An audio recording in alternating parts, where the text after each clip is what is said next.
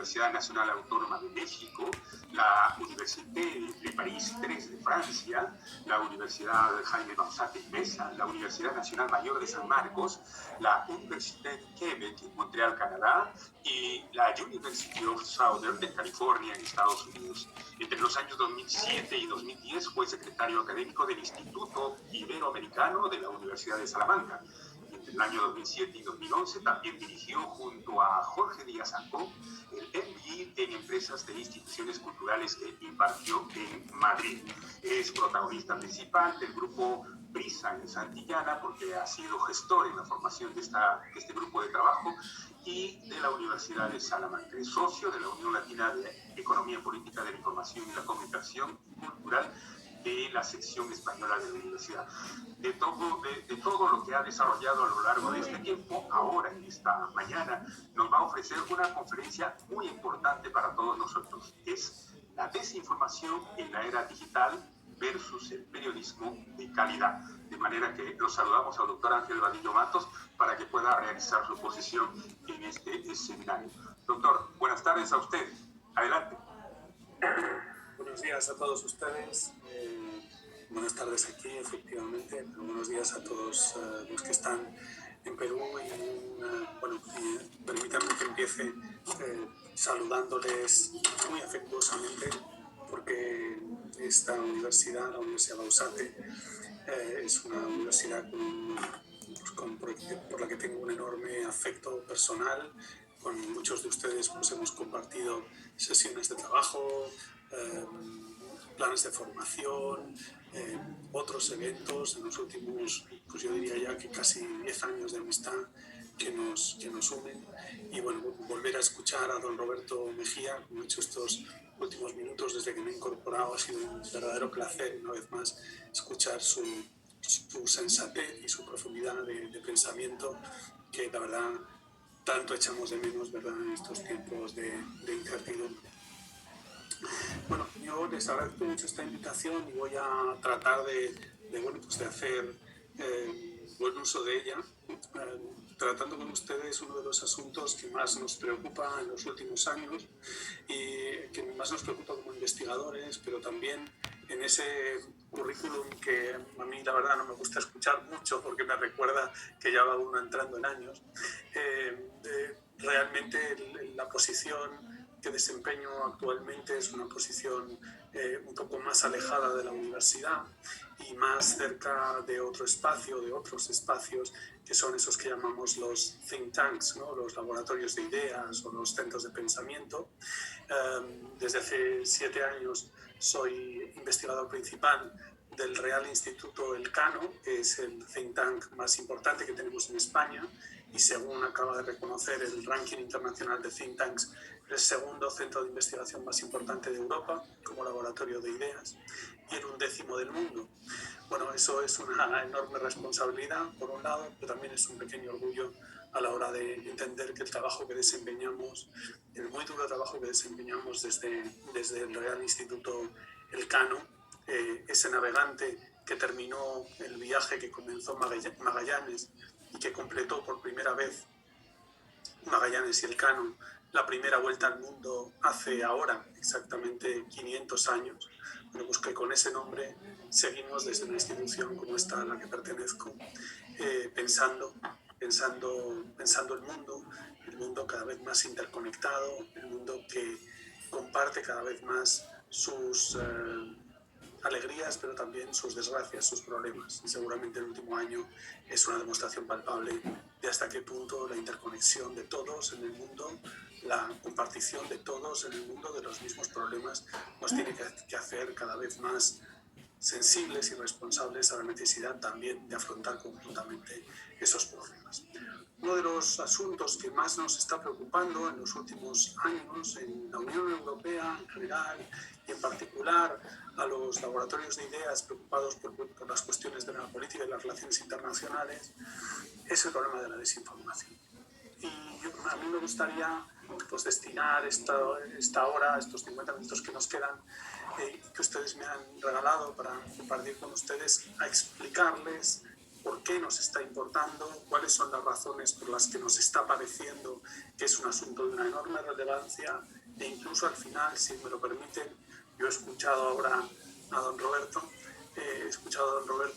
insisto, con mucho afecto sobre todo, pero también con mucha admiración, pedir más laboratorios de innovación, más pensamiento en torno a los medios de comunicación y a la producción de comunicación contemporánea. Yo ya vengo diciendo en los últimos años reiteradamente a muchos colegas de América Latina que me parece que hay todavía poca investigación sobre la desinformación en América Latina y que este es un asunto que ustedes no deben dejar al margen de sus agendas investigadoras, porque nosotros estamos viendo en determinadas zonas del mundo que el efecto de la desinformación es verdaderamente devastador.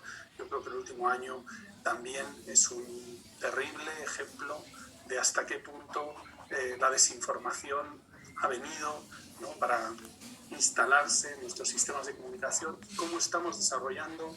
La Unión Europea lo está haciendo por su lado, o la Unión Europea lo está haciendo con ciertos instrumentos, o España en este momento, en espacios de trabajo, en grupos de trabajo de los que estamos formando parte, está también en este momento debatiendo, discutiendo cómo tenemos que enfrentar al máximo nivel, al nivel del Estado, pero al nivel de la cooperación del Estado y del Gobierno, con todos los actores de la sociedad civil, cómo tenemos que enfrentar este problema. He preparado una pequeña presentación, así que voy a ver si puedo compartírsela.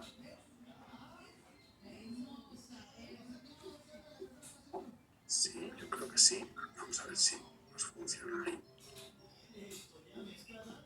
Les pido un segundo para comprobar que funciona.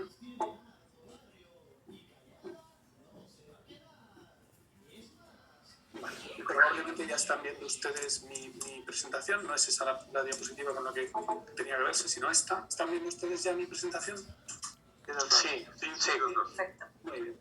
Vale, bueno, pues entonces voy a hacerles un recorrido que además bueno, pues es parte de alguna manera, está más a fondo desarrollado, evidentemente más de lo que me va a poder dar tiempo en estos 50 minutos, en un documento que nosotros publicamos hace un par de años ya, o casi un par de años, que se llama La Sociedad de la Desinformación, y que ustedes pueden encontrar fácilmente en Internet. Todo lo que produce esta institución, el Real Instituto Elcano, es público, por lo tanto ustedes pueden encontrar perfectamente el documento y leerlo si les interesa el asunto, si les interesa lo que les voy a contar, también de cara a que si en algún momento piensan, pues mira, esta idea puede ser interesante o esta otra, pues no tengan ninguna necesidad de tomar ninguna nota, porque las ideas que les voy a exponer están desarrolladas, vienen estando desarrolladas desde hace un par de años por mis propios textos, por mis propios trabajos, que ustedes pueden encontrar fácilmente. Por cierto, este año el Real Instituto Elcano, del que forman parte las grandes empresas de mi país y los 4 ministerios del gobierno, pues cumple 20 años, así que también estamos de enhorabuena. He decidido llamar a mi presentación Desinformación que mata, porque creo que el último año, a diferencia de lo que estábamos viendo con los procesos desinformacionales en el espacio público desde 2010 para acá, más o menos, ¿no?, la aceleración del proceso en los 2 últimos años nos está demostrando cómo además la desinformación puede ser una herramienta peligrosísima en el contexto de la pandemia y producir consecuencias mucho más allá de las consecuencias de influencia política, electoral o geopolítica a las que a veces veíamos que la desinformación aspiraba.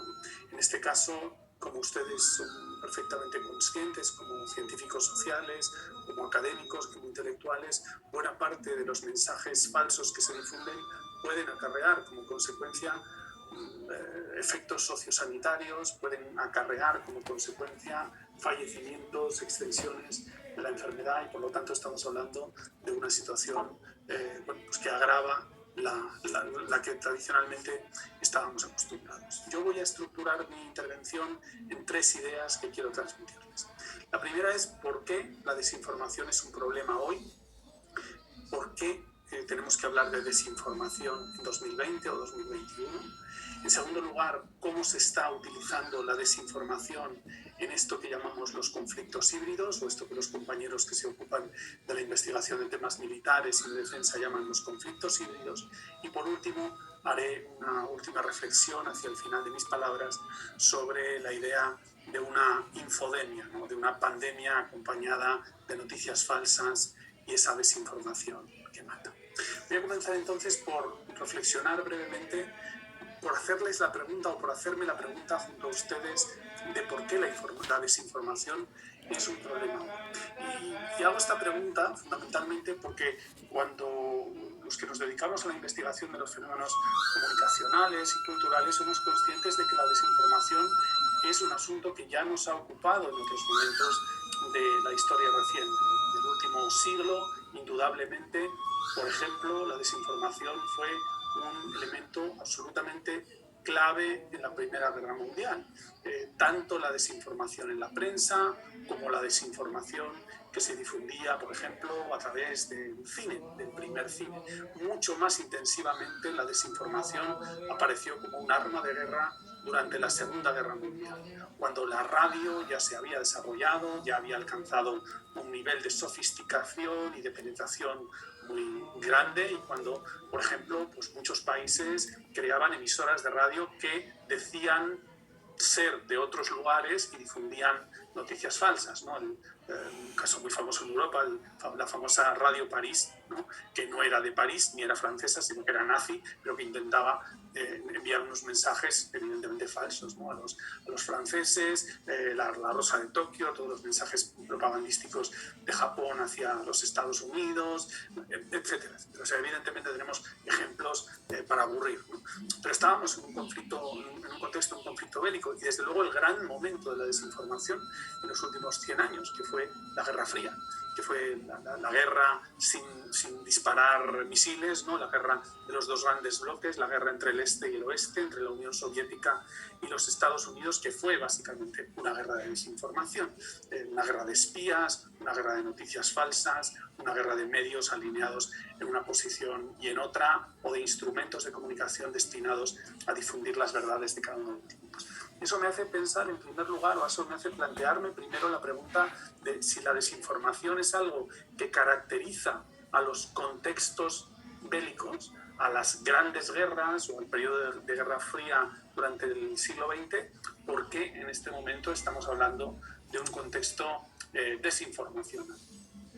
Seguramente la razón por la que esto ocurre es porque estamos en una situación de una fuerte tensión bipolar que se está cristalizando en un formidable antagonismo entre China y Estados Unidos, que ha ido emergiendo a lo largo de los 20 primeros años de este siglo, de estos primeros 20 años, y que irá avanzando seguramente en el alineamiento en torno a los países más próximos al bloque de Estados Unidos y los países más próximos al bloque probablemente de China y Rusia, que están actuando, por cierto, en estos temas de manera bastante similar.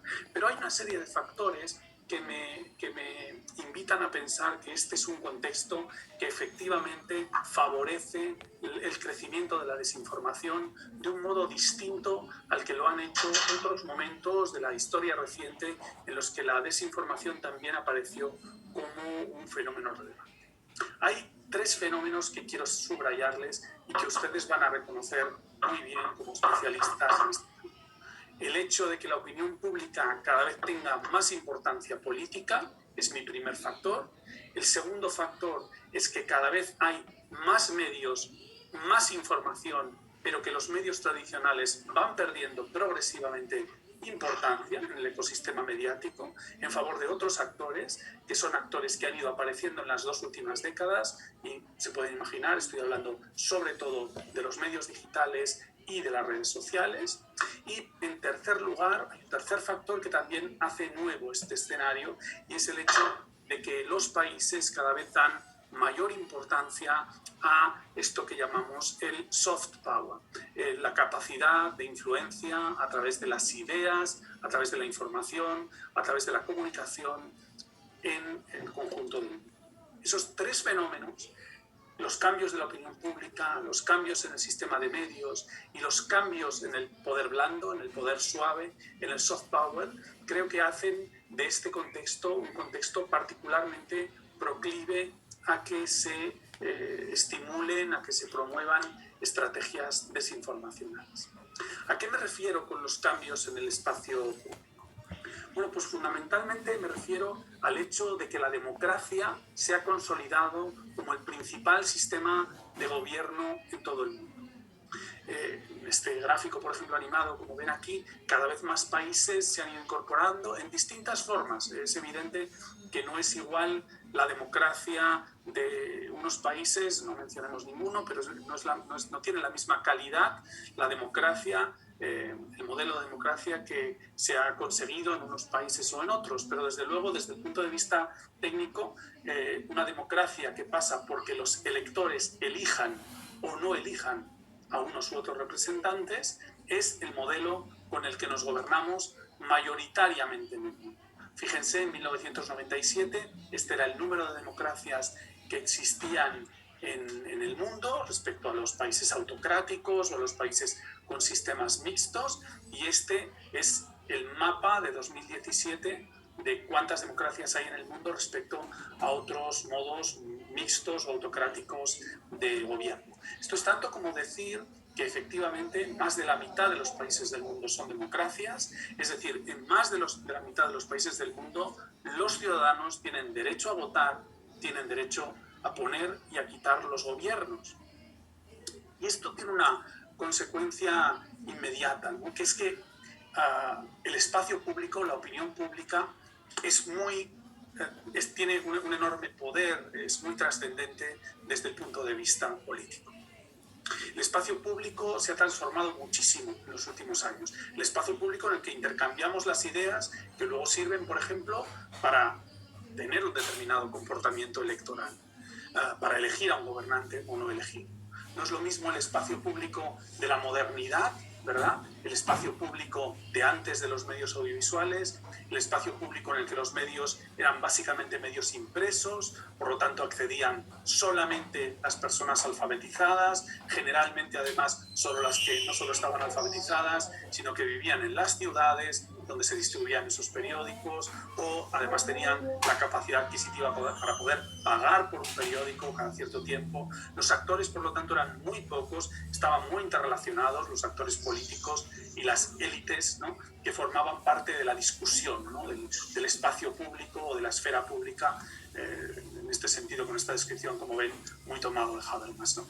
A partir de ahí, mediados del 19, finales del siglo XIX, comienza a extenderse el sufragio universal, y conforme el sufragio universal comienza a extenderse primero a prácticamente todos los varones, y gracias a las movilizaciones de las mujeres, estamos en la semana del 8 de marzo, es muy importante recordarlo, gracias a esa lucha en el primer tercio del 20, la extensión ahora sí a un sufragio verdaderamente universal que incluye a toda la población, el espacio público también empieza a extenderse. Y se extiende porque se extiende el sufragio universal, porque todos los ciudadanos pueden votar y por lo tanto participan del debate de ideas de lo público, pero además porque aumenta el número de mediadores, aumenta el número de medios que participan en el debate. Ya no es solo la prensa escrita, ya es la radio, después será la televisión. Recuerden, la radio, ese actor fundamental, ese, como lo llamaban en el primer tercio del siglo XX, el periódico para los que no saben leer,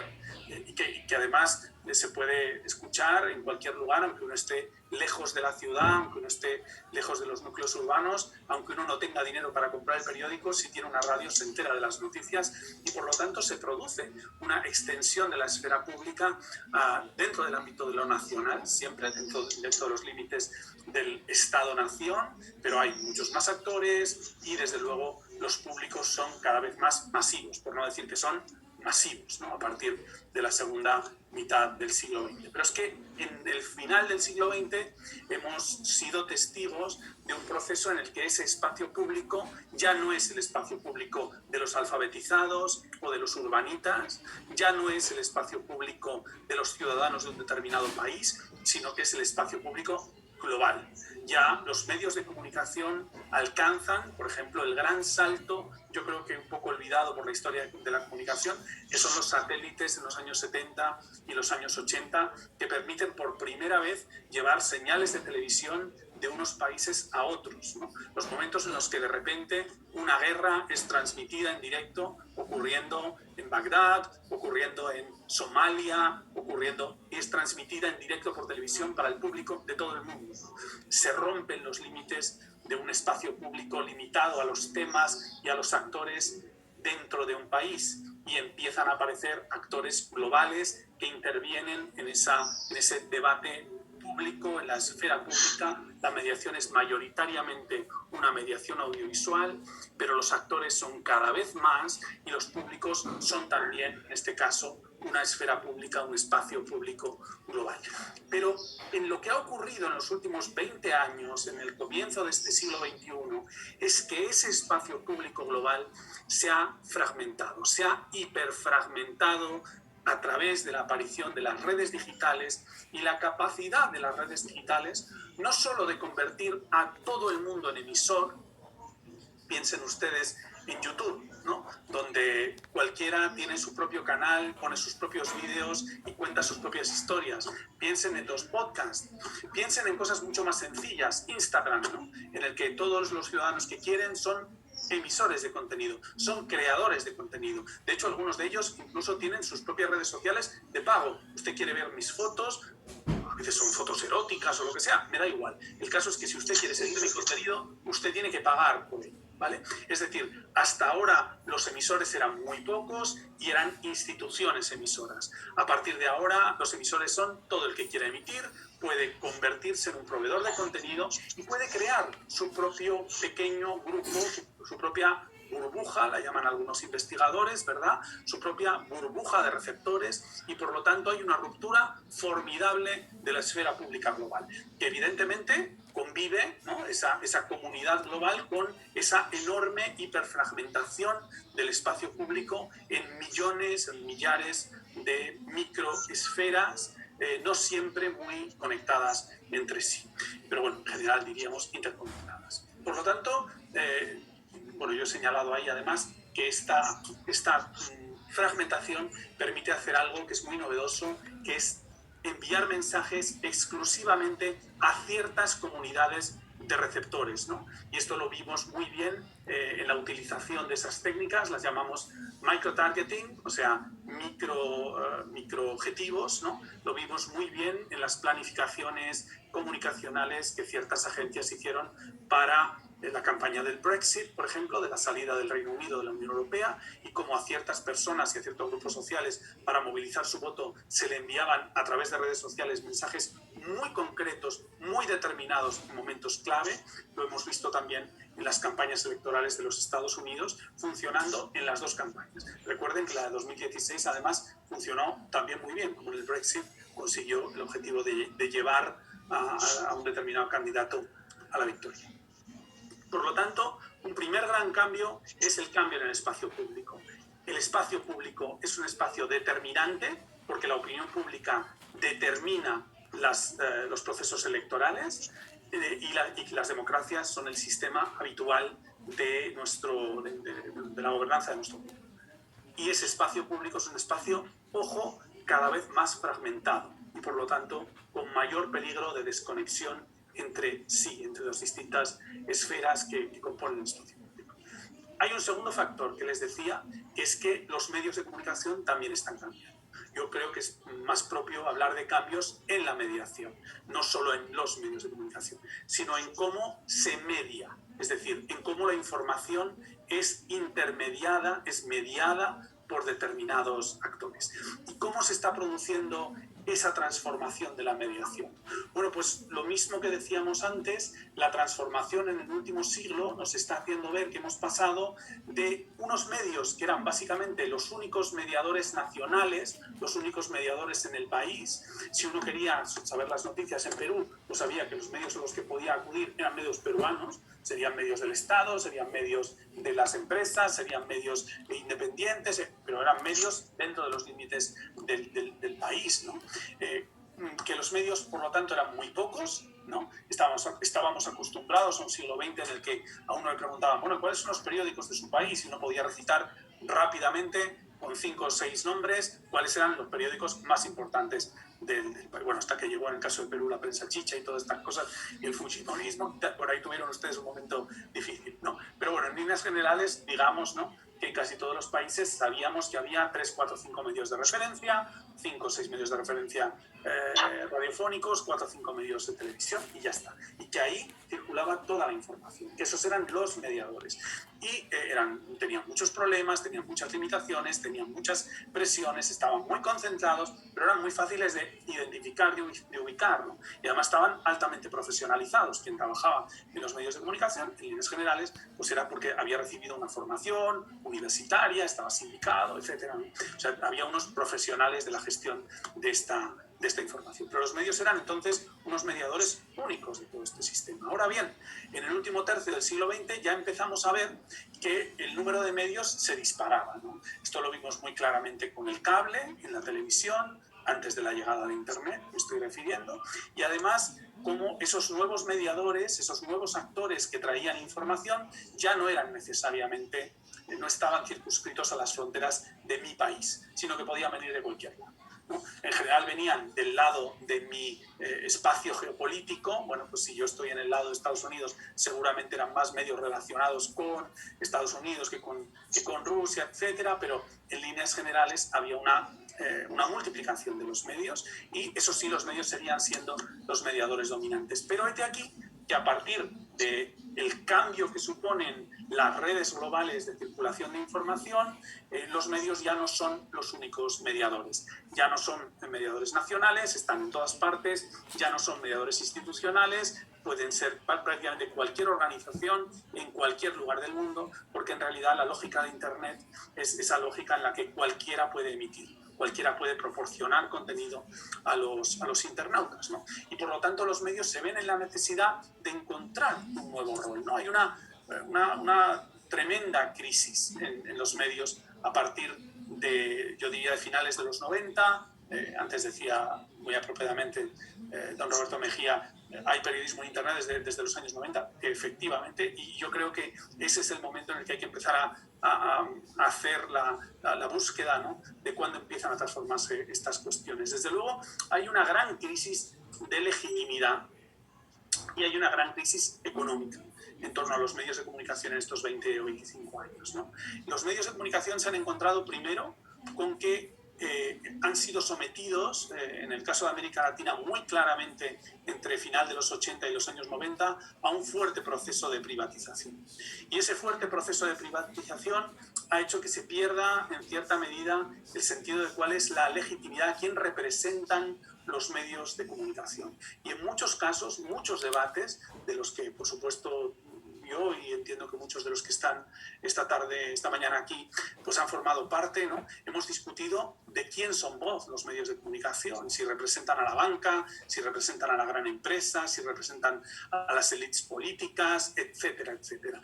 Porque hemos visto que la privatización del conjunto del sistema mediático convertía, bueno, si pensamos en todo el momento de Fujimori y Vladimiro Montesinos, etcétera, o sea, éramos muy conscientes de que muchos medios no eran más que instrumentos de un determinado poder, un poder económico o un poder político. Y esto erosionó la confianza de los ciudadanos en los medios. Los medios son fiables hasta cierto punto porque hay medios fiables y otros que son simplemente las voces de sus amos, ¿no? Y digamos, esto es algo que es muy patente en la América Latina de los años 90, ¿no?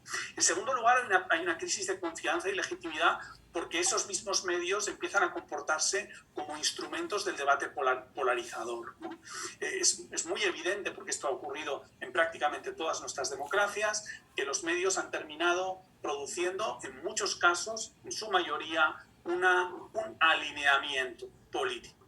Un alineamiento político que nos hacía reconocer muy fácilmente, y a los que trabajábamos en estos temas, pero a todos los demás, diría yo, bueno, pero este medio, los intereses de qué partido defiende dentro de la polarización de mi sistema político, ¿no? Este medio es de izquierdas, o este medio es de derechas, o este medio es conservador, o este medio es progresista, ¿no? En ese sentido, los medios han perdido también la cierta legitimidad que les otorgaba la independencia a la que tenían que aspirar, ¿no? Y que su alineamiento político también ha erosionado esta credibilidad, ¿no?, esta confianza. Yo remarco ahí en este gráfico, incluso en países con tradiciones más liberales, ¿no? O sea, es verdad que había países en los que los medios ya tendían a estar polarizados, ¿no? Pero es que esto ha ocurrido en países, yo creo que los más sorprendidos de este proceso en los últimos 20 años seguramente son mis colegas norteamericanos, ¿no? Que pensaban que sus medios de comunicación estaban vacunados contra la polarización y han descubierto que en absoluto, ¿no?